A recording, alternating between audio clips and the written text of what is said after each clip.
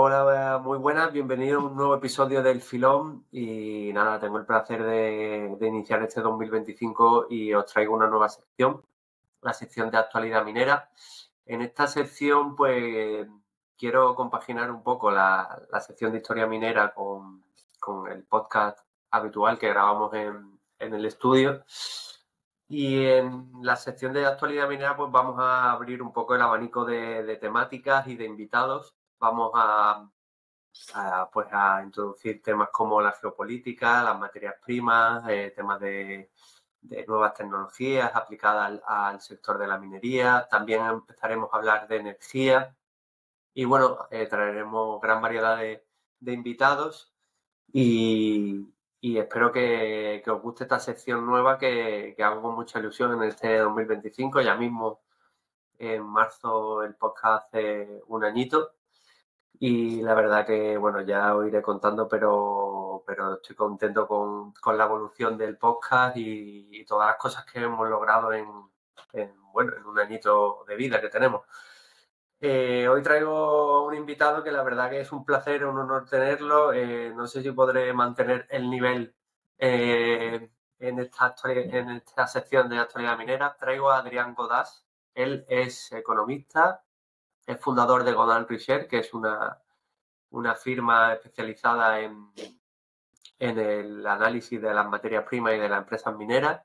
Él además colabora con con diversos medios de comunicación, además tiene un podcast de inversiones, ¿no? Y bueno, es el autor de un libro que tengo aquí que se llama Bajo Tierra y que ha sido una pasada leerlo y lo he disfrutado mucho. Es un libro que avanza desde la antigüedad con la parte de historia minera y luego pues cuenta un poco pues toda la parte de actualidad de cómo está el sector de la minería y es muy interesante. Así que le doy la bienvenida al Filón. Hola Adrián. Hola, muchísimas gracias por la invitación. Nada, es un placer. Y bueno, para empezar, nosotros en el filón normalmente hacemos una pregunta a casi todos los invitados, que es ¿cuál es tu filón? Pero bueno, en tu caso, pues quería que nos contaras un poquito cómo llegaste al mundo de la minería y por qué Sí. esa pasión que tienes por el mundo de la minería. Sí, no, mi filón es el sector minero, poco convencional. No tengo ni mi familia, yo vengo de Galicia, ninguna relación tampoco con la minería nunca. Yo desde que era adolescente mi interés fue sobre todo el tema de la economía, bolsa, mercados y demás. Y el tema de las finanzas, yo quería dedicarme a eso. Y lo que sucedió es que más adelante, cuando empecé la carrera, y cuando tenía 18, 19 años, coincidió con el mercado bajista de las materias primas, 2015, 2016, y empecé a aprender del tema, porque yo veía que podía haber una oportunidad ahí y demás. Y muchos inversores también en España y en Estados Unidos, pues empezaron a mirar el sector, que fue bastante bien. Luego, claro, que se dio la vuelta. ¿Y qué sucedió? Pues que al empezar a hablar con directivos, con otros inversores, a conocer más el sector por dentro, dije, me encanta. Encaja demasiado perfectamente en mi personalidad, todo el sentido minero de la aventura, la exploración, viajar, la gente campechana. Dije, esto es para mí, perfecto. Y tuve esa suerte, en plan, de mucha gente que necesita más tiempo, fui muy afortunado de encontrar mi pasión tan temprano. Qué bueno, qué bueno. La verdad que es que el sector de la minería, cuando lo conoces por dentro, la verdad que engancha, tiene mucho encanto. Y, Mm, y bueno, total. por suerte tiene mucho encanto, pero también pues tenemos una fama, la minería tiene una fama un poco bastante mala, ¿no? Digamos.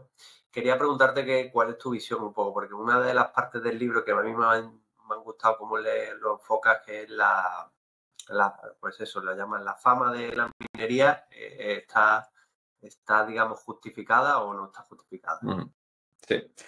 Pues yo lo que defiendo en un capítulo del libro es que realmente la fama de la minería durante buena parte de la historia era totalmente merecida. Al final fue un sector de todos los trabajadores de toda la antigüedad, hasta bien entrada la Edad Media, pues eran esclavos o convictos, y cualquier fuente primaria te va a decir de lo extremadamente duro que era el trabajo minero, con muchísimos accidentes, fallecidos, enfermedades, o sea, ha sido siempre un sector muy duro y todo tiene una fama bastante merecida. Tiene una fama bastante merecida, que creo que es lo que sucedió, que en el siglo XX hubo un cambio de paradigma a día de hoy, y la gente se ha quedado atascada en esa visión minera del paradigma anterior. Que tú le preguntas a alguien cómo se imagina una mina, y se imaginaba así, una mina de carbón del siglo XIX, ahí el tío con el pico, el casco, la linterna, todo cubierto, la cara negra. Y claro, ha cambiado mucho el sector desde entonces. Y en cierto punto del siglo XX, yo lo sitúo más o menos después de la Segunda Guerra Mundial, empieza a haber una preocupación cada vez mayor por las condiciones de los mineros, mejora de la tecnología, también una preocupación ambiental. Empiezan a hacer eso, se empiezan a notar en muchos sitios, como en Estados Unidos con la Clean Air Act, que fue en los años 70, y la Clean Water Act. También hubo toda la mejora de condiciones laborales, nacen los respiradores, por ejemplo, para evitar problemas en muchas minas subterráneas, como en Almadén, para evitar intoxicación de mercurio. Y hoy en día, por ello, yo creo que la fama ya no es, ya no es merecida. Sí, sí, sí, sí. Pues, pero claro, no, yo lo suelo enlazar o me viene a la mente que, claro, una cosa es la minería en los países desarrollados, en Occidente o, por ejemplo, en la Unión Europea, y otra cosa es los países, la minería en otros países latinoamericanos, africanos y demás. Tú en el libro también haces una diferenciación entre minas buenas y minas malas. Así es. Como, Así es. si Pues nos sí, puedes al explicar un final poquito este concepto. Sí, sí, minas buenas y minas malas. Yo creo que lo sintetiza bastante bien. Al final hay simplemente muchas minas que son industriales, grandes, que actúan bien, con buena filosofía de gestión, con buena governance, buen corporate governance, que su preocupación por todos los stakeholders, toda la gente involucrada en el proyecto, los locales, trabajadores, accionistas. Y eso, y esas minas pueden ser en cualquier lado. De hecho, yo una teoría que siempre digo es que las minas extranjeras en otros países, entre los países tipo Sudamérica, África, van a ser de las que mejores estándares tienen. Porque si la mina la monta un local, no va a haber problema porque seguramente esté conectado con el gobierno. Si lo hace un extranjero, va a ser un malvado extranjero y como haga algo mal, le van a quitar la licencia. Entonces muchas veces las empresas extranjeras mantienen unos estándares mucho más altos.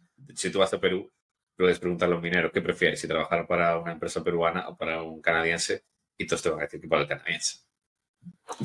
Entonces, claro, esas están las minas buenas, pero claro, también hay esas minas malas. Esas minas también, por ejemplo, muchas que son ilegales, abiertamente, que están controladas al final por guerrilleros, por mafias, minas que simplemente pues, son industriales, pero no cumplen los estándares, que muchas veces pasa, sobre todo, por ejemplo, en LATAM.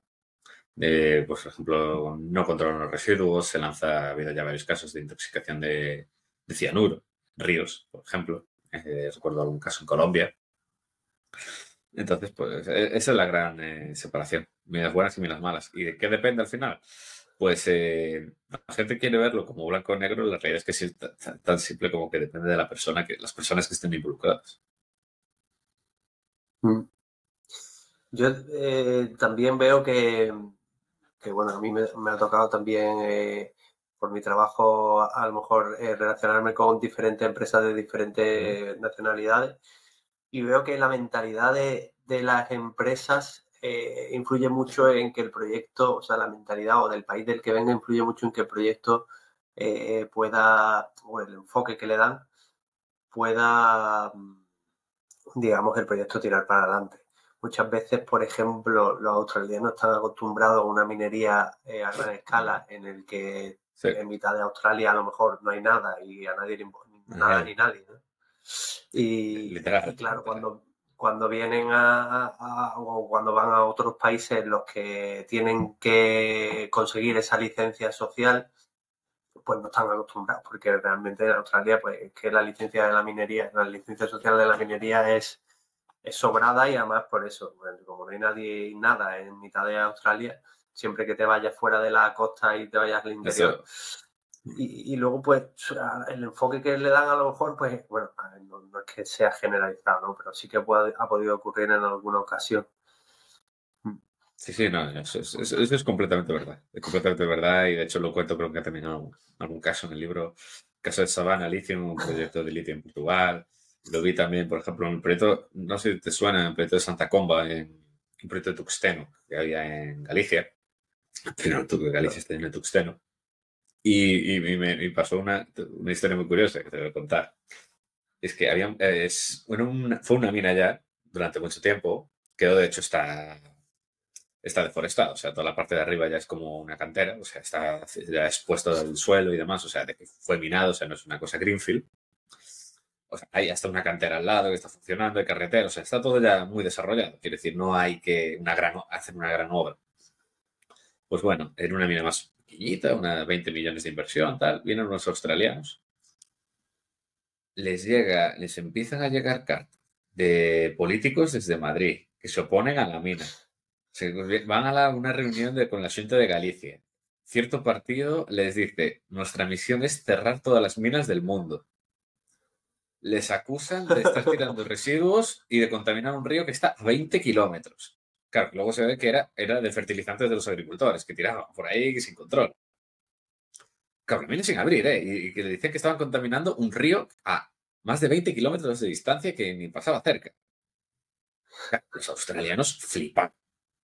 Los australianos ve eso y dice, ¿qué diablos está pasando aquí?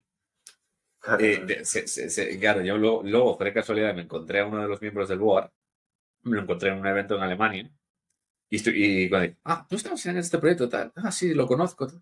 Y empezamos a hablar, además al ser de Galicia y tal, empezamos a hablar y me contó estas historias y me dijo que quedó asustadísimo. O sea, y que claro, siendo con esa mentalidad australiana de voy a un sitio y lo puedo hacer porque la gente entiende lo que es la minería, o si no lo entiende, no pasa nada, hablo con todo el mundo, les doy trabajo a todo el mundo, nos llevamos todos bien, hacemos cenas, qué maravilla todo, pues ya está. Y claro, de repente se encontraron sitios como la Unión Europea donde hay una oposición directa e ideológica contra minas y eso, claro, un australiano no está nada acostumbrado. Y de hecho, por ejemplo, ahora el proyecto que ya digo, el de Savannah, está avanzando porque ahora todo el CEO y todo el resto del equipo es portugués. Y ya tienen otro approach totalmente distinto. Sí, tienen otro enfoque, ¿no? Y bueno, en temas de, bueno, tú hablas mucho en el libro de geopolítica, un poco también de las materias primas. ¿Cómo ves actualmente una foto, si nos podrías hacer una pequeña foto de la geopolítica en cuanto a las materias primas que actualmente predominan en los mercados? Pues mira, es muy simple. Básicamente, el único que ha entendido, bueno, desde hace décadas, los primeros en entender esto fueron los japoneses y los coreanos, porque son países que desarrollan una industria manufacturera y exportadora muy grande sin tener recursos naturales. O sea, al final, Japón y Corea no tienen casi nada. Sus propios países Japón es de origen volcánico, o sea, islas muy recientes, o sea, no hay prácticamente mineral.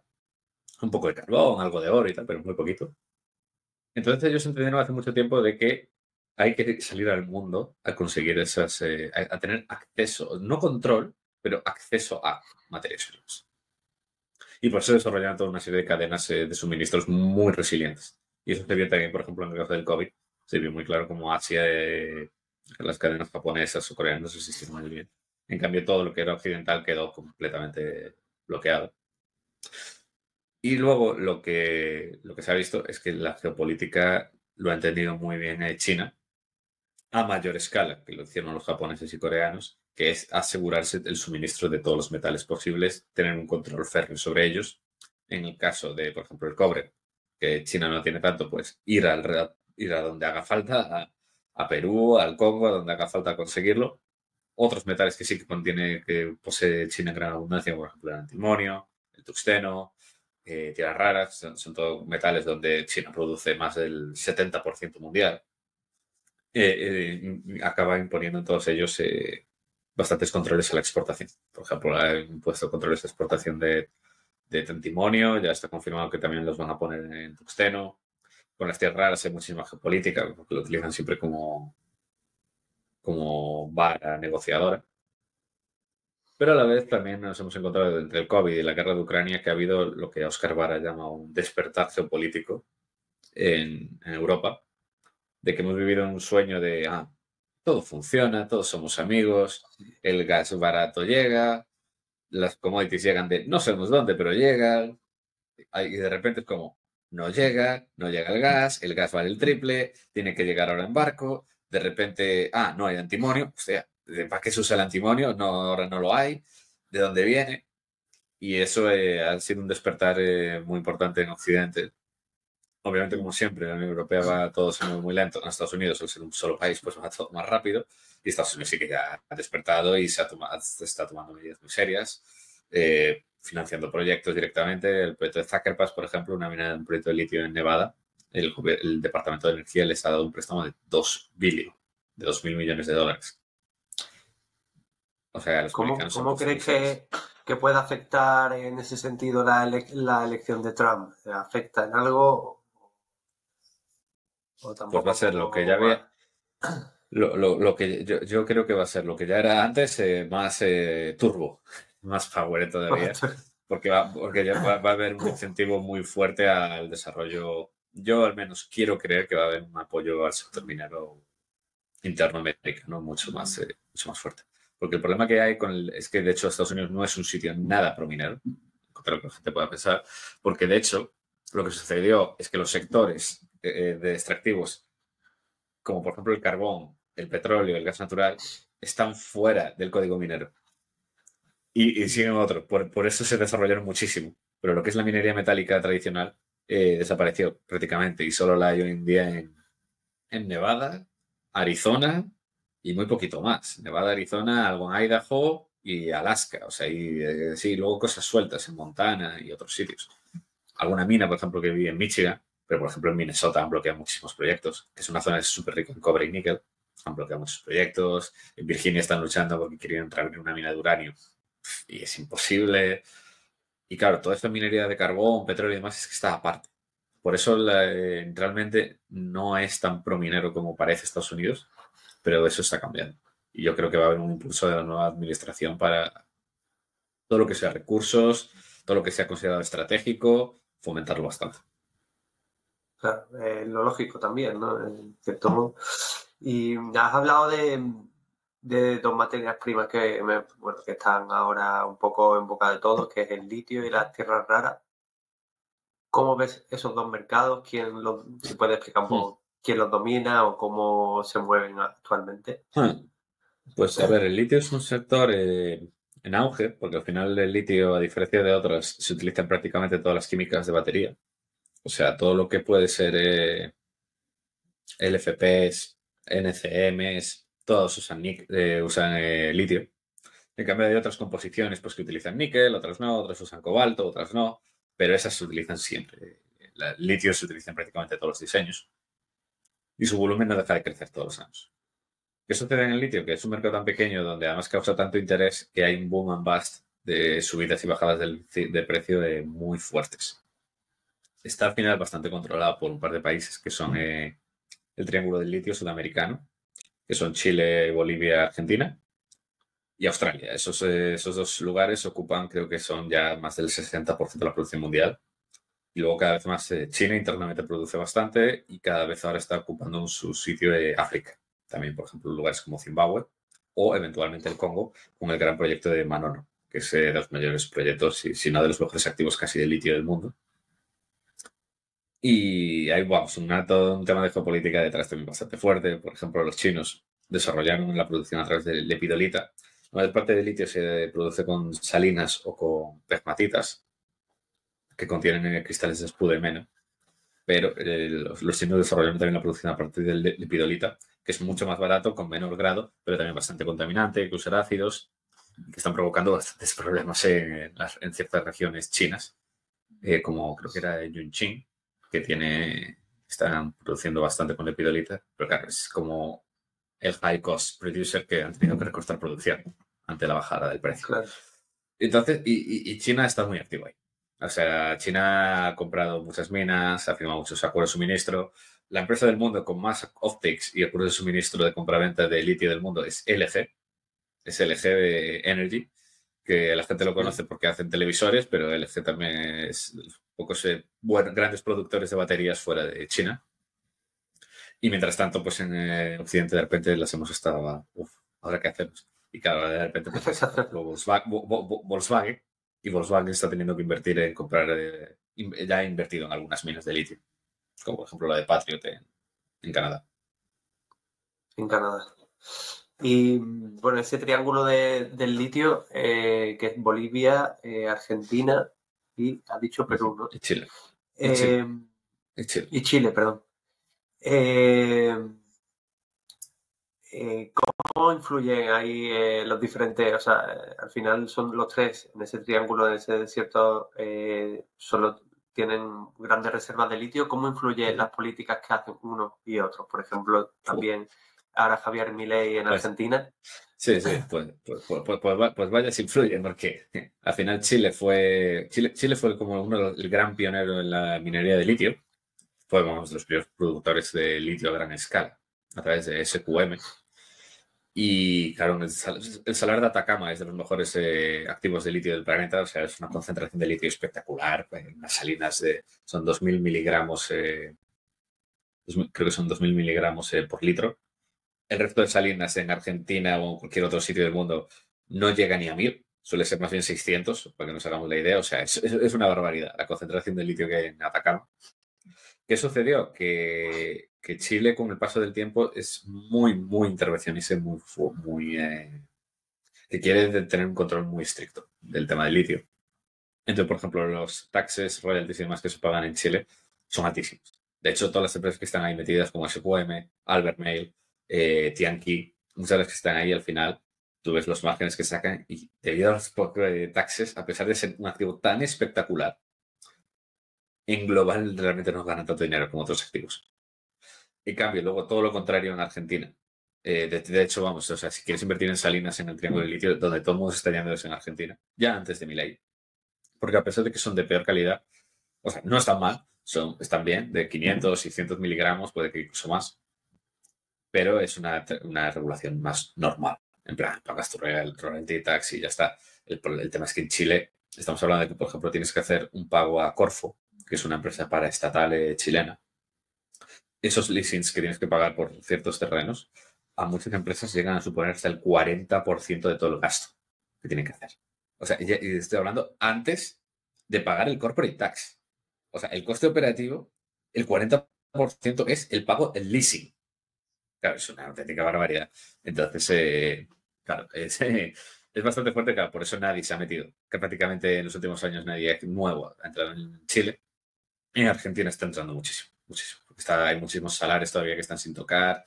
Está Río Tinto montando el Rincón, Salar del Rincón, Lithium Argentina, Ganfeng, que es el gigante chino. Hay muchísimos, muchísimos que están entrando. Y luego Bolivia, bueno, y además, claro, ahora con Milei ya te puedes imaginar, o sea, ahora más todavía. Claro. Pero, y luego está Bolivia, que Bolivia es, de hecho, el Salar de Uyuni es posiblemente la mayor reserva de litio del mundo. Tiene un grado espectacular. El problema que tiene Bolivia son dos o tres problemas. Primero, el problema que tiene su salar está lleno de impurezas, es muy sucio en comparación con los otros, tiene alta concentración de magnesio y otros penalties. Dos, tiene, a diferencia de las otras dos regiones, tiene un periodo de lluvias más grande y por cómo se mina al final en las salinas, en cuanto te llueve, se embarra todo, se mezcla, o sea, es terrible. Que no es que lleva mucho, pero es que simplemente es un poco más largo, hay más mililitros de lluvia, entonces eso también fastidia el proceso. Y por último, es Bolivia. Nadie quiere invertir en Bolivia. O sea, en todos estos años de inversor, igual he conocido uno o dos directivos que me dicen, oh, sí, yo quiero hacer un proyecto en Bolivia. O sea, no hay prácticamente nadie que quiera tocar ese país porque se considera súper emergente, con riesgo de expropiación, con oposición local muy fuerte, con seguridad jurídica nula. Claro, eso a mucha gente le gusta, porque es como, está todo por hacer, hay mucho potencial, claro, o sea, tú también es un sitio donde tú puedes conseguir un proyecto increíble. O sea, puedes conseguir proyectos que están ahí a la venta enormes, o sea, tier 1 baratísimos. Entonces, por eso es un poco... Y por eso tengo un amigo que le motiva muchísimo Bolivia, pero es muy raro. Entonces, no hay prácticamente nadie explotando. O sea, no hay producción de litio ahora mismo en Bolivia. Sí, sí, pues la verdad que sí, que son tres circunstancias Muy completamente distintas, además. diferentes, Sí, muy sí. distintas. Muy distintas. Bueno, hablamos de litio, hablamos de tierras raras y eso nos lleva pues, un poco a pensar en la transición energética, ¿no? Que, ¿Qué de real es la transición energética que nos plantean actualmente? Porque si nos descarbonizamos, realmente lo que necesitamos es un boom de materias primas, una Así cantidad de es. materias primas mucho más alta. ¿Cómo de real es los tiempos, sobre todo, que nos han puesto en el tema de transición energética y si Ujú, realmente, bueno, la minería va a jugar un papel ahí fundamental, ¿no? ujú. Sí, al final lo que hay que tener bastante claro es que sin minería no va a haber transición energética. Es así de simple. O sea, electrificar toda la economía requiere una inversión masiva en metales como aluminio y cobre. Para todo, por al final son los grandes conductores eléctricos en la sociedad moderna. Los aerogeneradores se utilizan por muchas tierras raras para los permanent magnets, que es básico para seguir funcionando mientras gira. Todos los coches eléctricos llevan baterías que contienen litio, fosfatos, hierro. O sea, es absolutamente inevitable. Por supuesto, por no hablar de, por ejemplo, toda la nueva electrónica, todo el Internet de las cosas, todos los nuevos chips, como todo va a llevar chips, eso todo va a estar, los chips van a estar el pegamento de los procesadores, que es el estaño, también hay que minarlo, o sea, es completamente inevitable y va a hacer falta un volumen inmenso. De hecho, yo creo que posiblemente en los próximos 10, 15, 20 años se mine tantos metales como en toda la historia anterior junta de la humanidad. Pues, o sea que ahora podríamos decir que es un buen momento para invertir en commodities, ¿no? Algo de lo que tú eres experto. Y, y bueno, me gustaría que como primer episodio un poco de actualidad minera y de Ujú, hablar de materias primas, commodities y demás, ujú. contaras un poco lo básico, ¿no? Si puedes contar un poco para la audiencia qué es lo primero que hay que empezar a saber si alguien quiere Ujú, invertir en commodities, cómo está un poco el mercado actualmente, qué recomiendas tú que mm. se haga, en fin, un poco Uf, que le des una introducción. sí. Mm. Pues a ver, el mercado al final es menudo papelón me has dado, es una cosa bastante amplia. Bueno, Eh, dentro, sí, sí, yo dentro de lo diría, que pueda. mm, pues mira, yo te diría un par de libros, por ejemplo, muy recomendables que a mí me gustan muchísimo, por ejemplo, Hot Commodities de Jim Rogers, que fue una de las manos derechas de George Soros, en el Quantum Fund, un tío espectacular, un tío absolutamente brillante. Es un libro que escribe a principios de los 2000 diciendo que se viene China va a crecer mucho y va a haber un boom en las commodities. Claro, lees el libro en el año 2000 y dices, wow, qué predicción hizo. O sea, porque fue antes de que se hablara. O sea, fue increíble. Y habla un poco de cómo se miran los mercados, de qué preguntas que tienes que hacerte para entender cada mercado de commodities, entender dónde está la demanda, la oferta, cómo funcionan los precios, los productores. Hay que también, obviamente, entender un poco de contabilidad, leer de contabilidad para ver las cuentas de una empresa, cómo funciona al final el propio negocio minero, los costes. Al final es un negocio realmente no es fácil, pero es muy simple. O sea, simplemente minar, procesar, vender. Eso te lleva un coste y lo vendes a un precio de commodity y pagas unos impuestos. Ya está. O sea, el negocio es bastante simple, lleva siendo así 4.000 años. El problema es que salga bien. Y entonces hay que saber evaluar después la calidad de un depósito y la calidad de un proyecto. Y eso ya lleva muchísimo tiempo. Por ejemplo, a mí un libro que me gustó mucho y me ayudó mucho en el principio fue Mining Valuation Handbook, que es de un australiano. Es típico libro así, 700 páginas, que trata todo el sector y me ayudó muchísimo. Y luego simplemente con mucha experiencia, ir mirando muchos proyectos, entender cuándo te están engañando, dónde suele haber problemas, cómo es el flow sheet, por qué se diseña el flow sheet de una mina tal y como se diseña, por parte de procesamiento, cómo se valora. Obviamente hay que aprender valoración de empresas. Y es algo que en general lleva mucho tiempo, porque tampoco hay gran parte tan escrito como de otros sectores. Entonces es algo que se aprende bastante con la experiencia. Yo, si tuviera que recomendar algo a la gente, yo le diría, por ejemplo, una estrategia que funciona bastante bien es, por ejemplo, buscar buenos proyectos que están ya con el dinero para construir, que están con los permisos y que van a construir. En general, hay un pre-rate de construcción normalmente una vez que tienes todo el dinero, construyes la mina y empiezas a producir, suele haber un pre-rate bastante interesante. O empresas que tienen una mina y están construyendo otra y doblan la producción.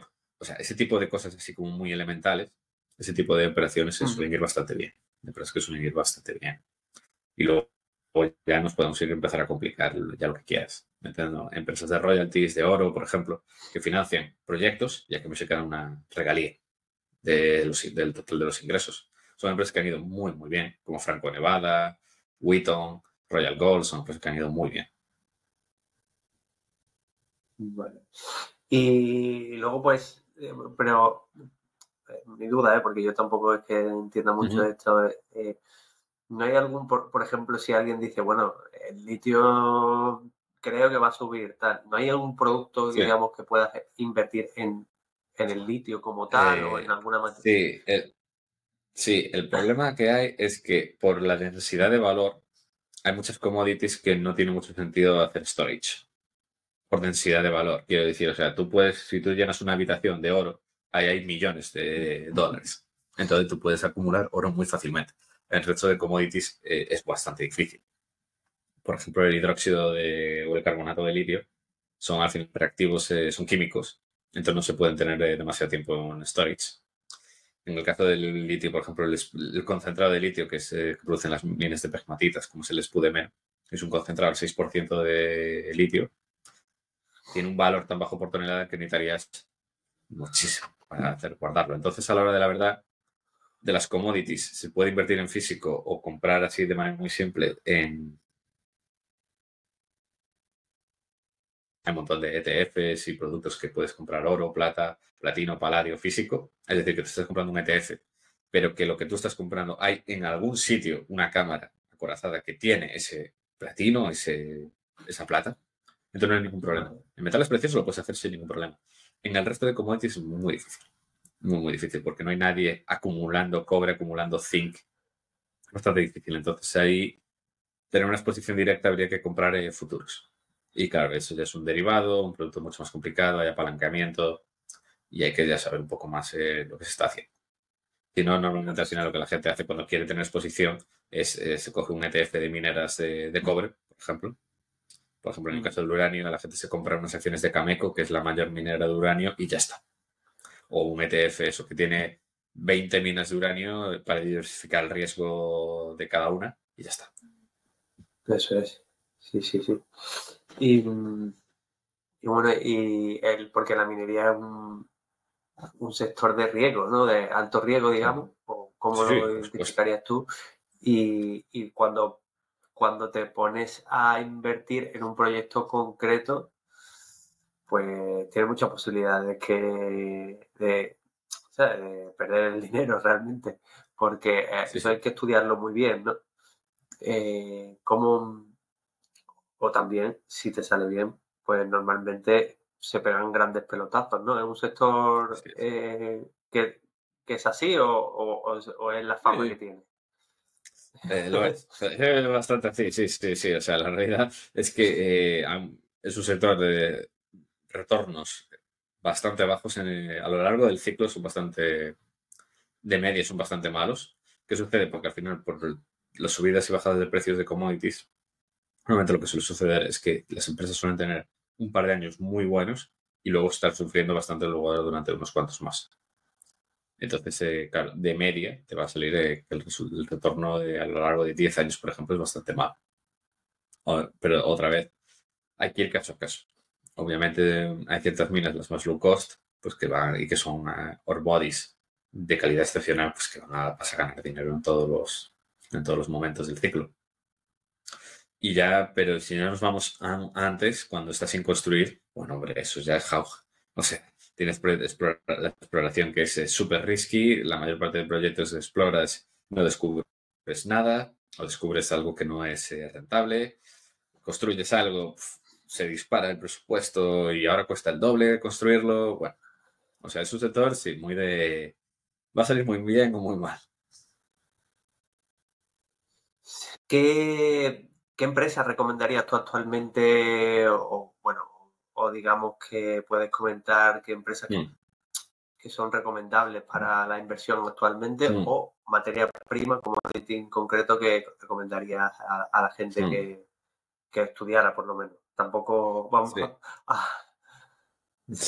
Sí, no, por supuesto. Esto no es recomendación de compra, ni muchísimo menos. Cada uno tiene que hacer su Exacto, trabajo exacto. y como yo siempre digo, a la mina se viene llorado de casa. O sea, aquí no... aquí uno tiene que hacer su trabajo y sus deberes. Pues mira, alguna cosa que podría comentar, por ejemplo, a mí me encanta el estaño. De entre todas las commodities es mi commodity favorita.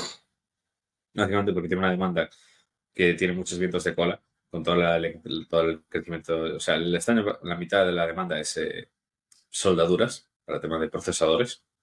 Entonces todo el tema de la electrónica y demás tiene un viento de cola muy fuerte. Y a la vez la oferta es muy precaria. La oferta es muy dudosa porque provenía muchísimo de Myanmar, está en una zona de guerra civil, Indonesia ha intervenido mucho el sector, minas muy grandes típicas como Geiju en China pues están cayendo los grados. O sea, de hecho, vamos, la producción de estaño en general ha caído los últimos 2 años, pero la demanda también está muy débil por el ciclo de los semiconductores, que ahora también con el tema de la inteligencia artificial y demás tiene pinta de que se va a dar un poco la vuelta. Pero sí que o sea, es una situación de oferta-demanda que yo veo clarísimo, porque al final tú tienes, por ejemplo, el caso de Myanmar, que es que se va a agotar, o sea, es prácticamente como un tercer productor mundial y en los próximos años se va a dejar de producir directamente. Entonces va a haber un gap de oferta-demanda que yo creo que va a impulsar muchísimo el precio.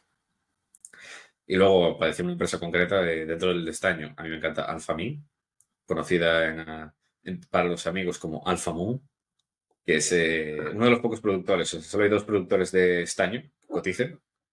Este, que es el mejor activo del mundo, que está en el Congo, y otro que se llama Metalex, que está en Australia. Y son los únicos productores cotizados en índices occidentales que haya listados. ¿Cuál es el ratio medio de tiempo en el que una inversión en minería suele, o sea, normalmente se hace a largo plazo, medio plazo o se hacen a corto plazo? ¿Cómo son las inversiones en minería?